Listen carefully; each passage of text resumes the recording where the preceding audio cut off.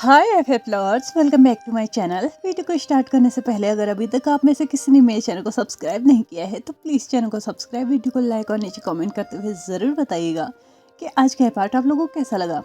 इसके अलावा आज के पार्ट को स्टार्ट करने से पहले आप सभी का बहुत बहुत बहुत बड़ा वाला थैंक यू, क्योंकि पिछले 2-3 दिनों से ना आप लोगों के कमेंट्स पढ़ने में ना बहुत बहुत ज़्यादा मज़ा आ रहा है। मतलब आप लोग जो भी कमेंट कर रहे हैं ना, सच में उनको पढ़ने का ना बस मन और भी ज़्यादा, मतलब मेरी जो ग्रेडीनेस है ना वो और भी ज़्यादा बढ़ते जा रही है। और आप लोग के कमेंट्स भी सच में मुझे बहुत ज़्यादा मोटिवेट कर रहे हैं। इसलिए एक तो उन सभी को पहले से ही थैंक यू, और दोबारा से मैं आप लोग से ज़रूर बोलना चाहूँगी कि अगर आपको थोड़ा सा भी लगता है ना कि मेरी स्टोरीज इफ़ेक्टिव है तो प्लीज़ प्लीज़ प्लीज़ कमेंट करके मुझे ज़रूर बताइएगा। तो चलिए, यू आर नॉट मिस्टर्स के नेक्स्ट पार्ट को स्टार्ट करते हैं।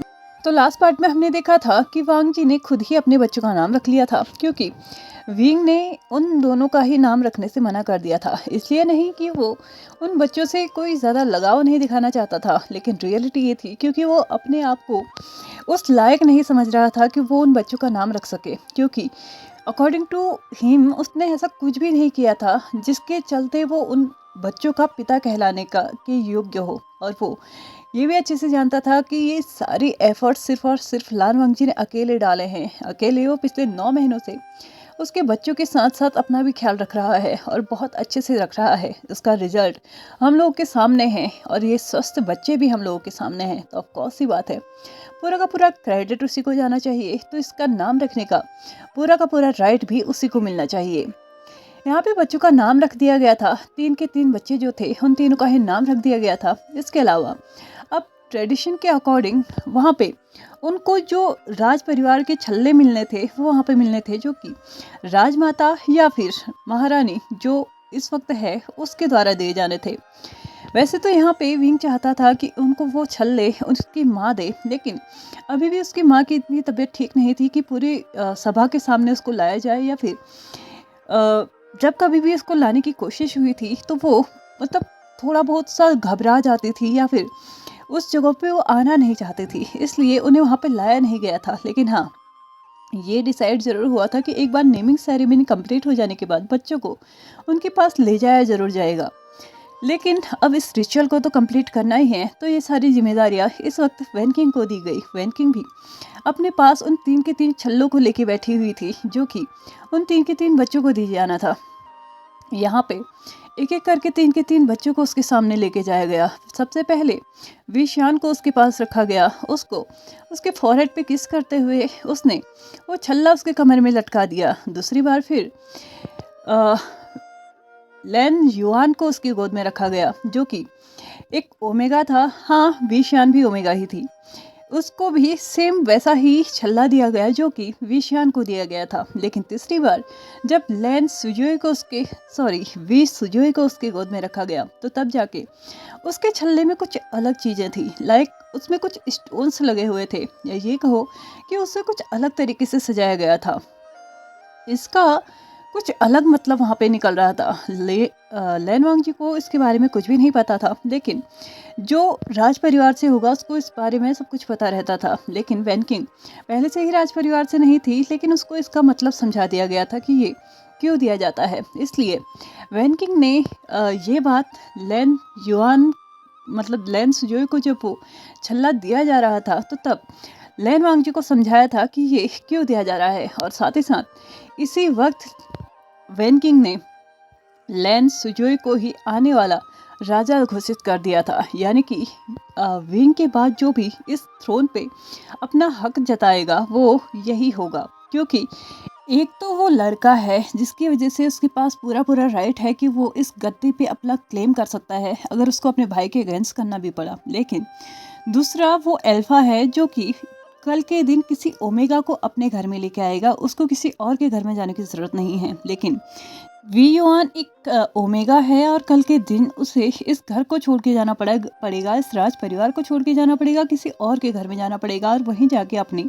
जिम्मेदारियां निभानी पड़ेंगी। इसलिए यहाँ पे एकमात्र जो बसता है वो था वी सुजोई, यानी कि सिर्फ वही था जो आने वाले समय में अपने पिता की गद्दी पे क्लेम कर सकता है। इसके अलावा औरों को राइट्स भी दिए भी जाते हैं तो भी अभी से ही उसको आने वाला युवराज यानी कि क्राउन प्रिंस अभी से ही घोषित करने की निर्णय ले ली गई थी। हालांकि उसे अभी पूरी तरीके से घोषित नहीं किया गया था कि वो ही आने वाले टाइम पे युवराज होगा या फिर वही राजा होगा, लेकिन ये छल्ला दे के एक हल्की सी श्योरिटी वहाँ पे दी गई थी कि वी सुजो की औरों के मुकाबले ज़्यादा संभावनाएं हैं कि वो अपने पिता की इस गद्दी पे या अपने पिता के आने वाले टाइम पे उस पोजीशन को ले सके।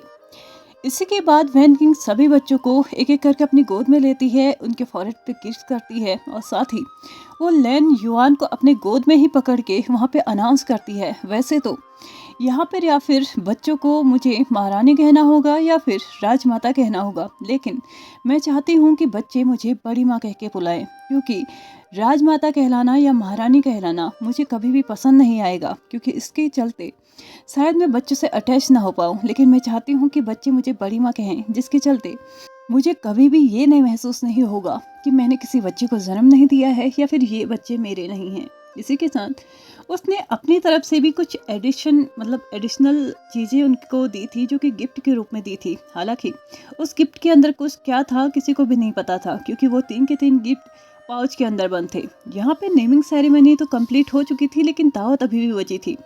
मैंग्याओ अपनी दासी को इशारा करते हुए वी शान जो थी उसको अपने सीट पे ले जाने के लिए बोल देती है और धीरे धीरे मैंग्याओ भी अपनी सीट की तरफ बढ़ चुका था। लेकिन इसी के साथ लैन वांगजी अपनी दासी को इशारा करता है कि वो दूसरे बच्चे को पकड़ ले। वी सुजियो पहले से ही उसकी गोद में था, तो वो वी युआन को अपनी गोद में पकड़ने के लिए बोल देता है। दासी भी आके बच्चों को अपनी गोद में ले लेती है और लान वांगजी इसी के साथ धीरे धीरे अपने कदमों को दूसरी तरफ को बढ़ाना स्टार्ट करता है।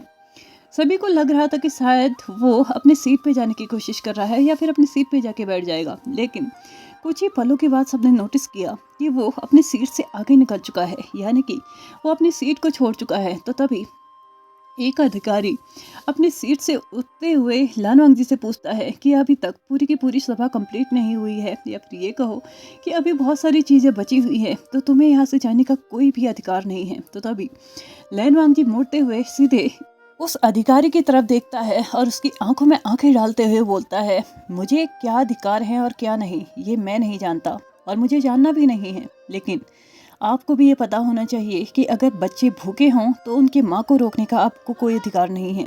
हम सभी यहाँ पे लगभग 1 घंटे से बैठे हुए हैं और बच्चे भूखे हैं, और हाँ, मुझे नहीं लगता कि मुझे सभा में बैठ के अपने बच्चों को फीड कराना चाहिए, क्योंकि भले ही आप लोग मुझे मिस्ट्रेस समझते हैं, लेकिन फिर भी मेरी नज़रों में मेरा कुछ आत्मसम्मान है, कुछ रिस्पेक्ट है, जिसको मैं इस तरीके से तार तार होते हुए नहीं देखना चाहता। इसलिए मैं बच्चों को लान हाउस लेके जा रहा हूँ, जहाँ की मैं उनको फीड करा सकूँ। अगर किसी को कोई ऐतराज़ है तो वो आगे बोल सकता है, उसके जवाब में मैं तैयार हूँ।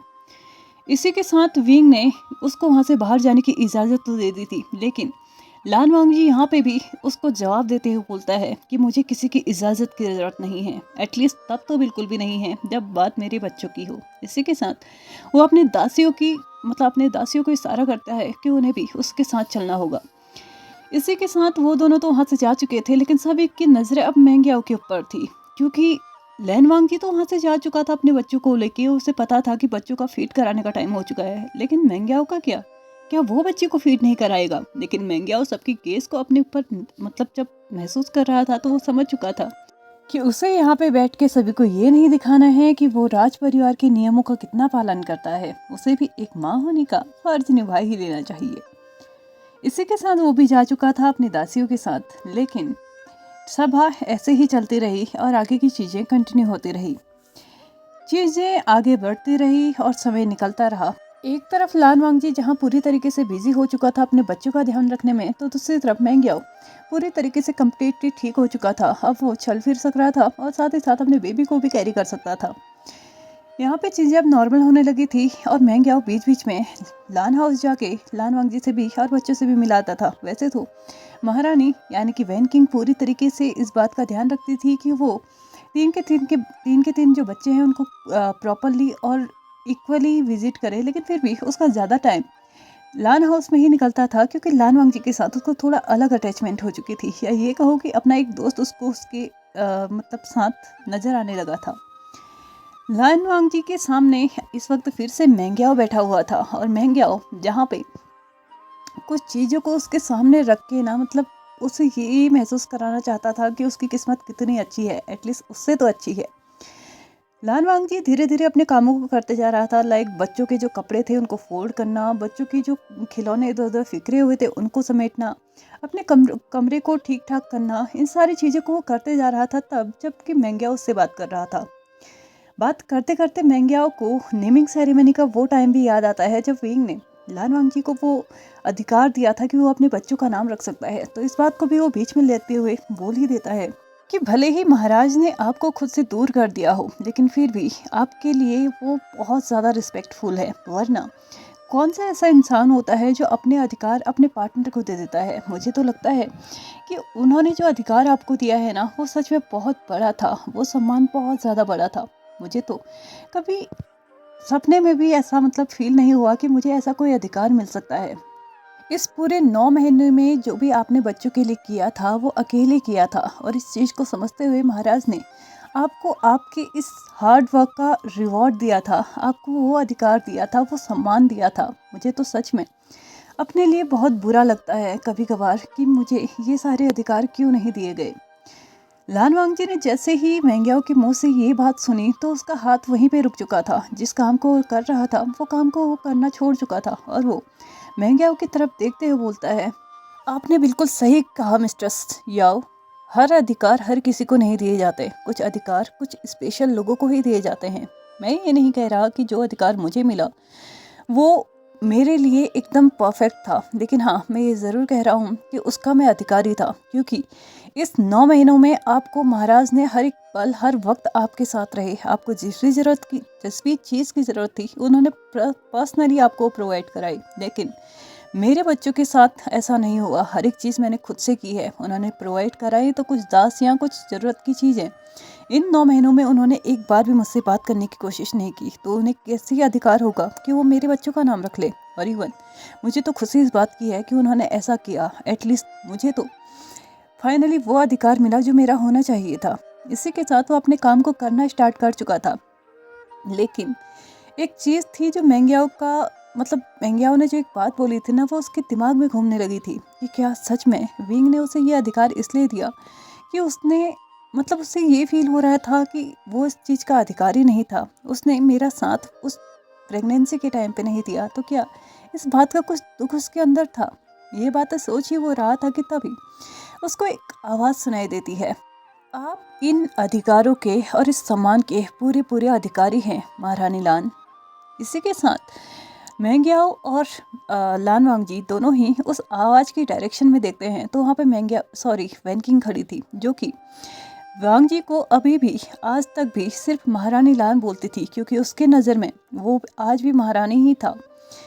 उसके कदमों को अपने उस कमरे के अंदर बढ़ाते हुए वो अपनी बात को आगे कंटिन्यू करती है कि सही कहा, आपको वो अधिकार मिलना चाहिए था, क्योंकि सच में मेरे नज़रों में भी आपका ये काम जो कि आप एक माँ बनने की बात कर रहे हैं ये सराहनीय है। वरना कुछ लोग तो बस इधर उधर भटकने में, दूसरों के अधिकार क्या है ये जानने में, दूसरों ने कितने काम किए हैं ये जानने में बस आगे पीछे लोगों के घूमते रहते हैं, और उन्हें खुद भी ये नहीं पता कि उनके खुद के घर में उनकी बच्ची रो रही है। ये बात इनडायरेक्टली ही सही उसने मेंग्याओ को सुनाते हुए बोली थी, क्योंकि मेंग्याओ अपनी बच्ची को लगभग 1 से 1.5 घंटे से छोड़ के यहाँ पे बैठा हुआ था। वो छोटी सी बच्ची की इस वक्त सिर्फ 3 महीने की है। क्या उसके मतलब उसको इतना भी होश नहीं है कि उसकी बच्ची का अगर गला सूख जाता है, उसे टाइम पे फीड नहीं कराया गया तो उसकी जान पे भी बना सकती है। लेकिन मेंग्याओ तो मेंग्याओ है, दूसरों के मैटर्स में घुसना और अपने आप को सही साबित करना, अपने आप को सबसे अच्छा साबित करना उसने तो हमेशा से ही सीखा है। इस बात का जब ताना उसे वैनकिंग के एंड से मिला था, तो वेंग्याओ वहाँ से हंसते हुए वैनकिंग को ये आंसर करता है कि एक्चुअल में ऐसा कुछ भी नहीं है, मैं तो बस यहाँ पे मिस्टर स्लान को देखने आया था। तो तभी वैनकिंग अपनी शार्प गेज के साथ उसे देखती हैं, जैसे ही उसने उसे मिस्टर स्लान बोला था, क्योंकि वो खुद उसे महारानी लान बोल रही थी और इस सामने बैठा हुआ इंसान उसे मिस्टर स्लान बोल रही थी। लेकिन लान वांगजी ने बात को संभालते हुए यहाँ पे बोल दिया था कि कोई बात नहीं, आखिरकार मुझे मिस्ट्रेस की तरह ही यहाँ पे रखा गया है, तो कोई मुझे मिस्ट्रेस क्यों नहीं बोलेगा। और आप भी, मैं चाहता हूँ कि आप भी आज के बाद मुझे महारानी ना बोले। तो तभी वैन किंग आंसर करते हुए बोलती है कि मेरे लिए कल भी आप महारानी थे और आज भी आप महारानी हो, और मुझे लगता है कि एक ना एक दिन महाराज अपनी इन बात को ज़रूर समझेंगे कि उन्होंने कितना गलत किया है, और उस दिन आपको सिर्फ छोटे मोटे अधिकार ही नहीं, आपको वो आपके हर एक अधिकार लौटाए जाएंगे जो कि आपसे छीने गए हैं। इसी के साथ वो फिर से मेंग्याओ की तरफ देखती है जो कि वहाँ पे बैठा हुआ था, या फिर ये कहो कि उसे ये समझाने की कोशिश कर रही थी कि उसे यहाँ से जाना चाहिए और अपनी बच्ची को देखना चाहिए। और मेंग्याओ भी उसने आंखों से ही समझ चुका था कि वैन किंग उसे क्या कहने की कोशिश कर रहा है, और वो यहाँ से अलविदा लेते हुए जा चुका था। वैसे भले ही वो कुछ भी करे, मेंग्याओ कुछ भी करे, लेकिन हाँ, मुझे तो लग रहा है कहीं ना कहीं लान वांगजी को यही श्योरिटी दिलाने में लगा हुआ है कि विंग उसकी अभी भी चिंता करता है, और मुझे लगता है ये तो सही ही है। खैर, ये तो आगे स्टोरी में पता चलेगा कि वो क्या करना चाह रहा है और क्या उसकी बातों का असर लान वांगजी पर होता है या नहीं। तो चलिए फ्रेंड्स, आज के इस पार्ट को हम यहीं पे ख़त्म करते हैं। वीडियो पसंद आई हो तो please like share subscribe and comment करते हुए जाइएगा। Thank you so much for watching my video and bye bye.